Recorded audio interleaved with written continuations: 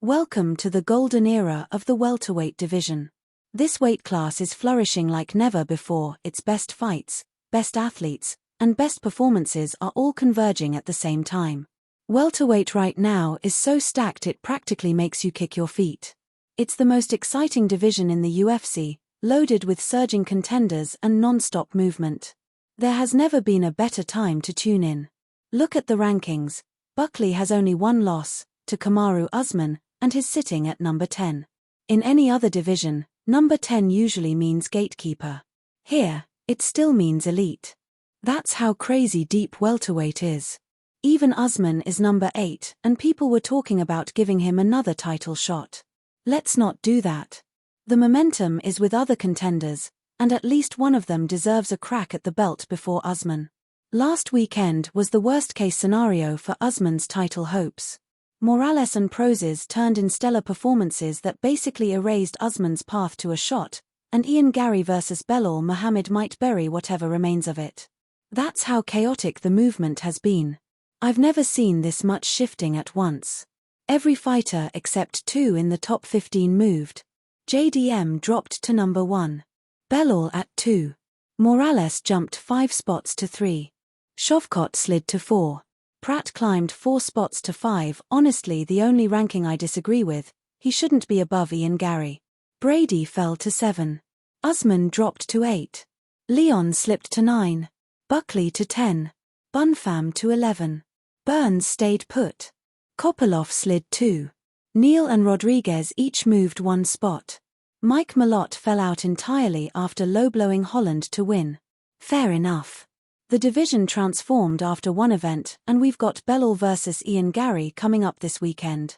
And right in the middle of this chaos arrives a conqueror stepping into new territory to expand his legacy, Islam Makhachev. As good as this division is, I honestly don't know if anyone beats Islam. Welterweight is in its peak form, but Islam decided to dominate their champion so thoroughly he left him in tears. No disrespect to JDM, it speaks more to Islam's level than anything lacking in Jack. But JDM won't be the last fighter Islam breaks emotionally. At some point we might look back and rename this era from the golden age of welterweight to the Islam Makhachev era. Still the greatest era ever, don't get it twisted. True greatness inspires the chase, and all these contenders are scrambling for a chance at him. Well, not Belal.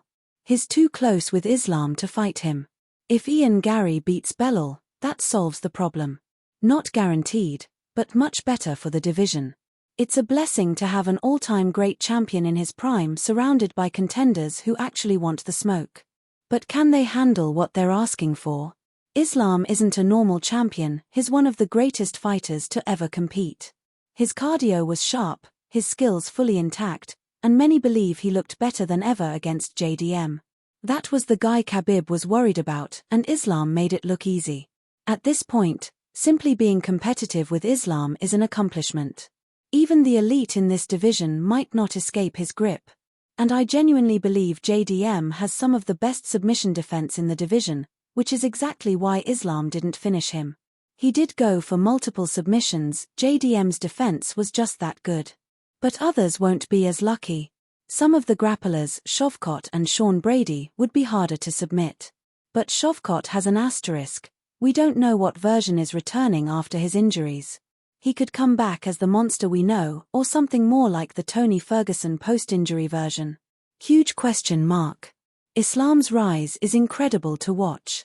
He made a champion cry mid-fight. That 5th round was absurdly one-sided. JDM lasted 17 seconds on the feet before getting planted again. It's a different kind of loss than a knockout, you can't chalk it up to luck. It forces you to accept your opponent is simply better. That's devastating. And if the champion who beat Belal Muhammad twice, coached by people who know Islam well, looked that helpless, what can the rest of the division do? Right now, Islam looks poised to rule welterweight with an iron fist or with impossible takedowns. Look at the top contenders. Jack Della Maddalena, already lost to him, couldn't stop the takedowns. Belal Muhammad refuses to fight him. Michael Morales, big, powerful, good grappler. Might survive early. But technically he's behind. If Islam adjusts to the size, Morales becomes the nail instead of the hammer. Ian Gary, well-rounded, but grappling not at Islam's level. Carl Pates, great striker, grappling not enough. Shavkat Rakhmonov, stylistically the most dangerous, but he's not getting a title shot off in activity. He needs one more big win to earn it and ideally shakes off the rust before facing Islam. Kamaru Usman, still strong, but no longer in his prime. Leon Edwards, struggling badly. Might need to fight someone like Bunfam. Not sure he wins that.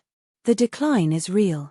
Given all that, here's how I'd rank Islam's toughest stylistic matchups from hardest to easiest. He's tall and long for the weight class, but his defense still leaves a lot to be desired. His grappling is solid, but the crack in his armor showed when Ian Gary took his back that was alarming. Maybe it was the element of surprise.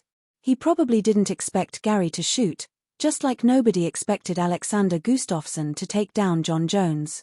Everyone assumed Gus would strike with him, but he proved to be an underrated MMA wrestler. Maybe Ian Gary pulled something similar. He outgrappled Carl Prates, he took down Shavkat and got his back, so who knows? If he takes down Belal Muhammad as well, we might be looking at the welterweight version of Gustafsson. Tall, long, clean boxing, surprisingly good wrestling, great footwork, and yes, blonde. The resemblance is real. I still think Shavkat Rakhmonov is the single toughest matchup for Islam, maybe a 40% chance to beat him. Number 2.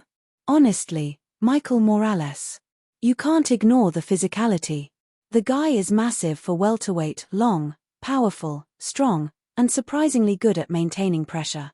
His technique is awkward, but he makes that long jab work extremely well.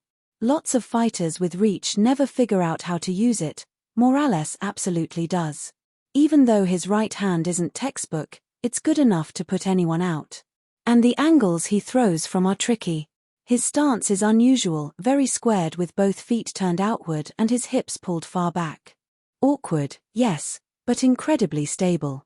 Shooting on those hips from long range is a nightmare.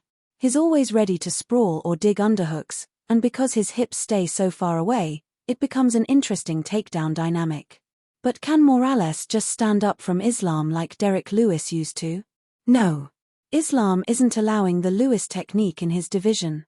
Morales' physicality is dangerous, but I still give him around a 38% chance, slightly behind Shavkat. Number 3 in Islam's nightmare matchups is Ian Gary. This might get reality checked this weekend if Belal out-wrestles him, but if Gary handles that test, his chances against Islam stand firm. Gary is well-rounded and extremely intelligent. Outside of Islam himself, he might have the highest fight IQ in the division. He understands opponents deeply, even on short notice. Just look at how he took down Shavkat and took his back. He neutralized Prate's power for almost the entire fight until he tired in the 5th. The smoker out-cardioed the vegan. Nicotine and booze confirmed as the new fight fuel. Still, Gary avoided that same power for 4.5 rounds, meanwhile Leon, who's the same height and reach, couldn't avoid it for one. That says something. Gary isn't Islam's level as a grappler, but his reach, footwork, striking mechanics, and intelligence make him a legitimate threat. I'd give him around a 35% chance. Next would be Carl Prates. Russian creatine versus cigarettes and booze. Many would put Brady or Belal ahead of him, but I disagree. Prates has possibility. He has the reach, the one-punch power, and elite striking. Technically he's behind Ian Gary and maybe JDM, but still top tier. His grappling, however, is simply not there.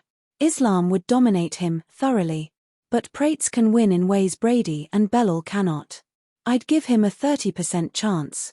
Brady and Belal don't realistically have ways to win. They're durable, well-rounded, and strong grapplers, but that's it. They can make the fight competitive, they can't finish Islam. To win, Islam would have to make a massive mistake like ducking into Bray's uppercut or leaping into Belal's grip. Meanwhile Prates or Morales or Shavkat could finish Islam even if he only makes a normal mistake. That makes those guys more dangerous. Usman belongs near Prates in terms of threat, but for totally different reasons. He's still a strong wrestler with respectable power and a long reach. Even though he's past his prime, he makes for an interesting challenge. His striking speed has faded, but his wrestling hasn't declined as much, and he may focus even more heavily on wrestling, which I don't think is the right strategy against Islam. He'd need to use his power and jab to keep the fight standing while defending takedowns. But here's the problem. Islam is a better striker than Usman, Brady, and Belal combined. He's more technical, faster, and hits harder than Brady and Belal. Against these three, Islam's best approach might actually be stuffing their takedowns and styling on them in the stand-up. And I don't think Usman's legs can take many calf kicks. His legs seem more brittle than JDM's at this stage. If this were prime Usman, the fight would be razor close, almost 50-50ths. But current-day Usman? Islam beats him, and comfortably. Leon? He gets washed. Buckley? Even more one-sided than JDM. So that's how I stack the welterweights against Islam.